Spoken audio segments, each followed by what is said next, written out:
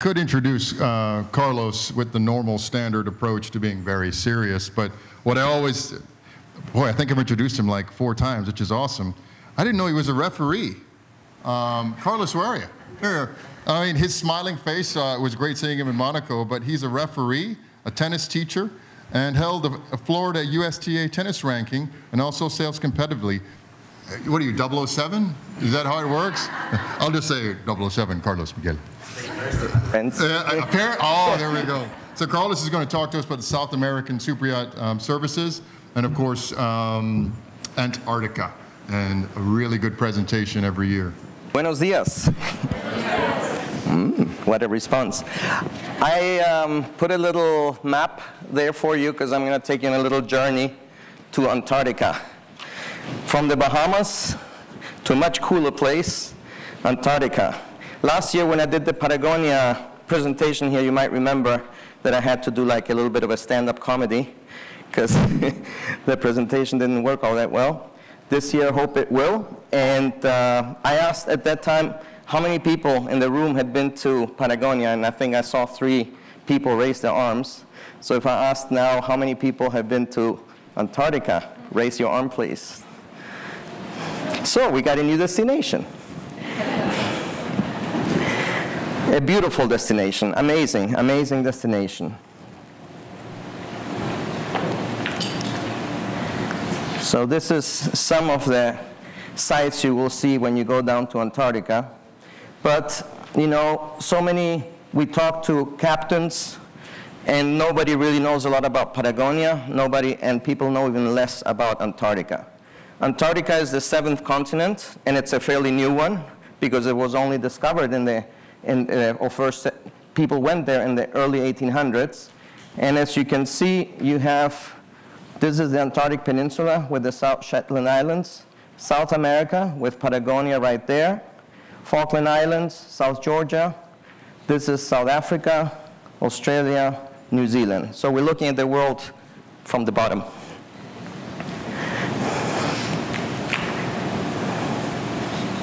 And to give you an idea, it's a very, very big continent. Under all that snow and ice, there's actually, there is Earth. So it is a continent in comparison to the Arctic. Just size-wise, you can see it's a bit bigger, 1.5 times bigger than the US. And the Antarctic Treaty is what actually rules Antarctica. There are no countries on Antarctica. There's countries that claim territory there. And one of the nice things about this continent is that there's the Antarctic Treaty that rules it, and there has never been a war on this continent. The other fact is that Victoria's Secret has models from every continent except for Antarctica. I read that somewhere. And it's the world's largest natural reserve, which is something pretty cool as well. So these are the countries, and sometimes we do have some interesting cases where 3 countries claim this part. Of course, me being Chilean, I look at this as Chilean territory, but nobody fights over it. You know, it's basically where countries have set their research bases. And during the Cold War years, you had the Russian base right next to the Chilean, to the UK base. They're all friends. They don't care about politics in the world. There's one ugly duckling. This part nobody wants. It's unclaimed. Australia has the biggest. Somehow France wedged in there. Norway also. But the UK, Argentina, and Chile claim these parts here, and New Zealand as well. So these are the 7 countries that claim territory. The treaty now has about 46 nations that abide to it. To travel there on a yacht, you have to go through Yacht, the International Association of Antarctic Tour Operators. They're the ones that control the visits and the tourism for Antarctica. And every yacht that wants to go there needs a permit.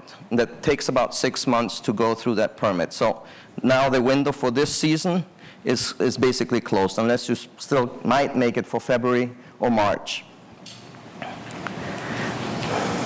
The distances, if you leave from Puerto Williams or from Ushuaia, It's 530 miles. You go through the Drake Passage. You wait for the weather systems to go through. You go through the two weather systems. It'll be like a cup of milk. If you get into one of the weather systems, you don't want to be there. 400 miles to the Falkland Islands from Puerto Williams. A lot of yachts that come from Europe sometimes go to South Georgia, and from there they go to the King George Island. But this is the most traditional route. And so how you get there? If the yacht's already there, by air, you can fly from Punta Arenas, which is Chile. You can fly to King George Island. There's 2 flights daily during the summer on a smaller airplane. You can also fly on your private airplane, but you have to get it out the same day. The runway is just gravel, so it is tricky. We don't recommend that anybody take their private jet there. So the traditional route is basically you start at King George Island, and then you will visit all of these spots here, get down to the Tile Island, and basically then the yachts go back. You will see tons of icebergs, fjords, a lot of wildlife, Zodiac excursions. If you have a helicopter on board, the helicopter needs special fuel so it doesn't freeze, but that is also possible. And one of the most important things when you plan your Antarctica trip is flexibility, because the weather is a factor, and also there's rules that 2 ships cannot visit the same spot during one day. So that's why Yacht regulates all this, and so the ships know who's going to be where. So it takes a lot of coordination between the cruise ships and the private or chartered yachts. But it's not crowded, so it works well. And so you have to be prepared for itinerary changes, but during the summer cruising time, the weather is fairly good most of the time. So what will you see? What will you do? The most famous one is probably, everybody wants to do this and talk at home about the polar plunge, jump into the water. Zodiac tours, landings, kayaking, trekking, skiing and cross-country skiing, camping, tons of penguins, tons of whales and seals, photography, and there's some other things that you can do. Seals, penguins, whales, birds. Yeah, it's covered by that whale. So you see seals, you see mainly in this area that I'm showing you. You see the elephant, the whale, and the leopard. Penguins, you see these 3 types, and in whales, you see mainly humpback, mink, killer whales. And birds, you see quite a few different species. No flora, very little flora, nothing grows in Antarctica, just some moss on some of the islands. So this is the airplane that you arrive with. This is a commercial flight that leaves from Punta Arenas, Chile, and it carries about 90 people. Sometimes it can be chartered as a private plane too, so that's possible, but the plane needs to get out the same day because there's no hangar there. So in the South Shetland Islands, you have these 3 places that you can visit, and then you move to the Antarctic Peninsula, and these are the places that you will traditionally visit there. There's a map very similar to the one that I gave you. So to give you an idea, these are the South Shetland Islands here. Elephant Island is up there where Shackleton left in 1914 on his boat to then arrive to over here. South Georgia, over there, and then rescue the 22 people that were left behind on Elephant Island. And then this is here, basically the heart of Antarctica, and this is the Antarctic Peninsula. So you basically go between latitude 62 and 67. Further down, the ice already gets a bit problematic, even for ice breaking, for yachts with ice breaking capabilities. So you arrive at King George Island. There's an island, a church there. This is King George. The airport is there in this part. And there's quite a few bases here. And there's also the first wildlife that you can already see here. And this little island here is Penguin Island, which has a name for a reason. Tons of they walk, it's really funny how they walk. So it's ice-free during the summer, most of the summers. There's 2 craters on the island, so you can do some trekking. It's declared, a lot of the areas are called IBAs, important bird areas, with penguins, and of course also the petrels, which is a bird that you see a lot there. And you see the first Adelie and the chin-strap penguin. These are the Adelie with the little blue eyes, very cute ones, very curious ones too. In Antarctica, the Yacht treatment also says you cannot approach any animal closer than 5 meters, but if they come to you, it's okay. And these guys, they do come to you. They're not afraid of humans. And you also see seals there. Then, this is probably one of the really cool areas, and you're basically sitting on top of a volcano with your yacht, because this is a cauldron. This is Deception Island, and this is, as you can see here, oops, back, there. This is the cauldron here, so this is the entrance, this part here. And the water, this is actually a volcano that last erupted between 67 and 69. This is one of the safest harbors in Antarctica, and it was also a whaling station. Whaling took place in Antarctica between 1910 to 1930 approximately. Then the wars came, and it was also an important, if you read about Operation Tabarin, this is where the British were trying to establish some bases there to avoid the Germans from coming and using these areas to hide their submarines and their supply vessels. So there's some cool history there as well. And a lot of these structures are still there. And you see again a lot of wildlife there. Here you can take the polar plunge, but that's for the wimps, because the water, since it's a volcano, can actually be quite hot, quite warm. And so this is not where you're going to be, say, I did the polar plunge. So these are some of, that's a chin-strap penguin up there because of that little line there. These are the old whaling boats, they're still preserved. And these are the tanks where they used to store the oil from the whales, blubber. And this is Fidelis here with some people doing this type of polar plunge. Then you move to the Gerlache Strait, and this is, as I was saying, this part here is the heart of the places you're going to visit. They're all fairly close to each other. Magnificent places to visit, beautiful sights, and this is where you really see a lot of what Antarctica has to offer all in one area. So you have, this is a minke whale, that's a humpback. 23 hours of daylight. So depending on where you are and depending a little bit on the time of the year, because you can cruise as early as November through March. That's the time for Antarctica. Different things happen with hatching of animals and all that, but you will have a lot of sunshine. Portal Point, this is a place that the British established and where you can, they used to go skiing there. So there's a very nice slope there where you can go skiing. And there was a base that was dismantled and is now in the museum in Stanley, in Port Stanley in the Falkland Islands. And here again, you have a chance to see some of the penguin colonies.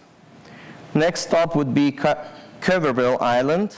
Again, a lot of wildlife, and here you do see a little bit of some areas that have moss and the only botanical species in Antarctica. You're always going to find seals and penguins close by.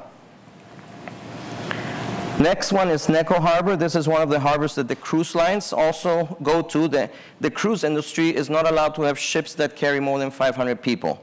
Also, the regulations say that not more than 50 people at a time can be on land. So it's quite regulated. These regulations are staying. You have to wear boots. You have to wash them off when you get off the ship, when you get on the ship. So all of that is stuff that needs to be known before you go to Antarctica.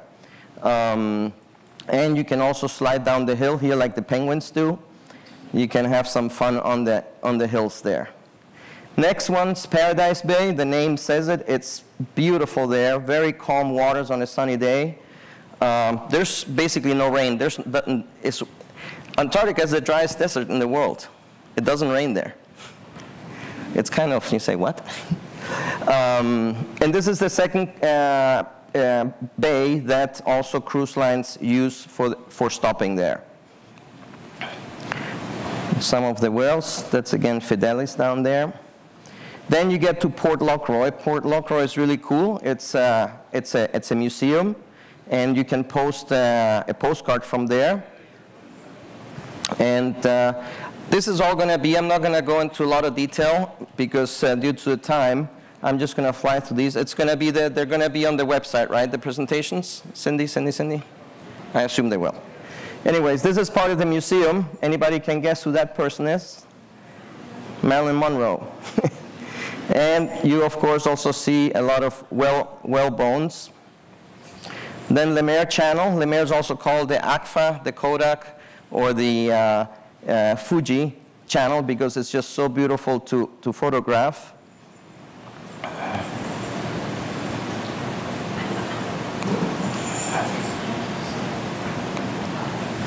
Then you get to Palmer Station. This is one of the 3 US stations there. They do research, marine biology, and also heliophysics studies, meaning they study the sun.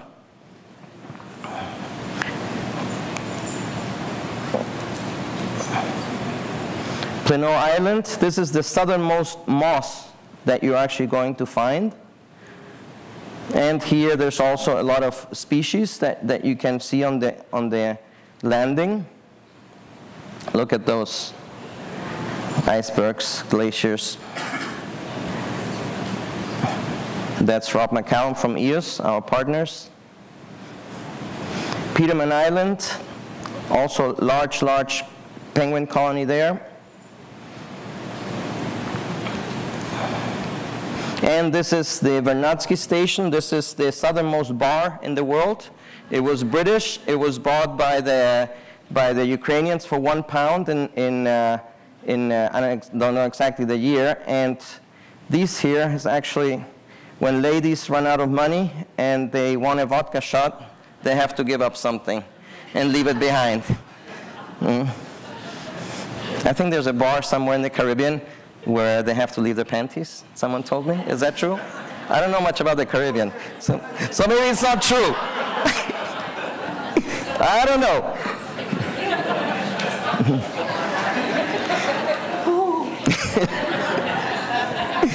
Sorry guys, I'm from Chile. And then we get to the bottom, to Fish Islands, with some more amazing sights. And then the Tile Island is really another cool place because it's very south, and they actually had to leave the base in like 2 or 3 hours. They couldn't take anything with them. They had to go by foot like 30 miles, so they left everything behind. And you can still find on these huts, you can find things from the 1950s. It's all preserved. It's like taking a back in that. By the way, that's oops. That's not me, huh? And that's not me either. Okay. But this is the polar plunge the right way.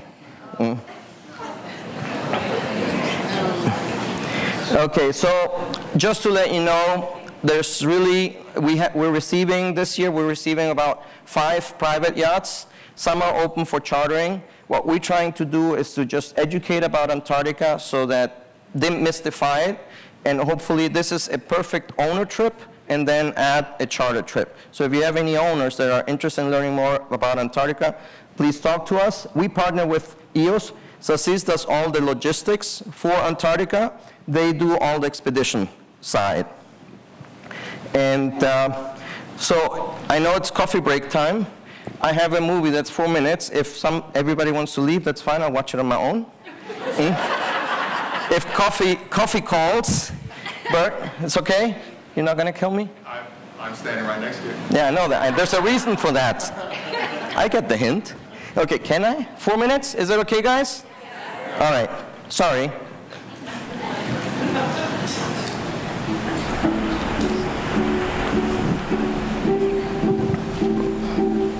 Antarctica, the wildest place on our planet, and one of the most challenging goals for a super yacht.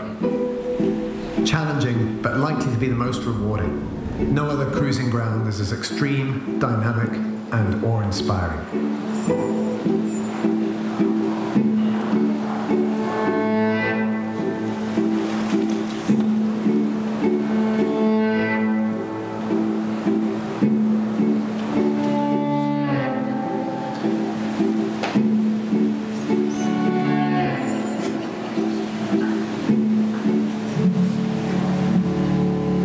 truly overwhelming, leaving those who visit fundamentally changed by the experience.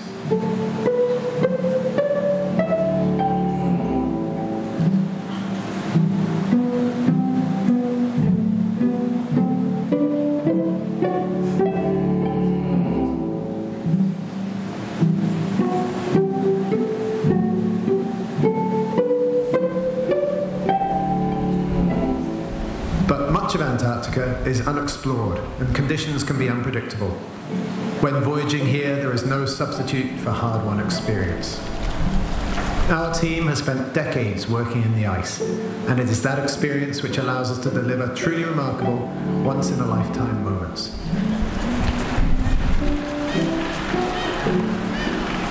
For a yacht captain, a voyage to Antarctica can be daunting. EOS helps every step of the way, working with your vessel during the lengthy permitting process and ensuring you are properly prepared. On the voyage itself, EOS ice pilots aid navigation in these poorly charted waters, and our expedition specialists guide you to the best landing sites.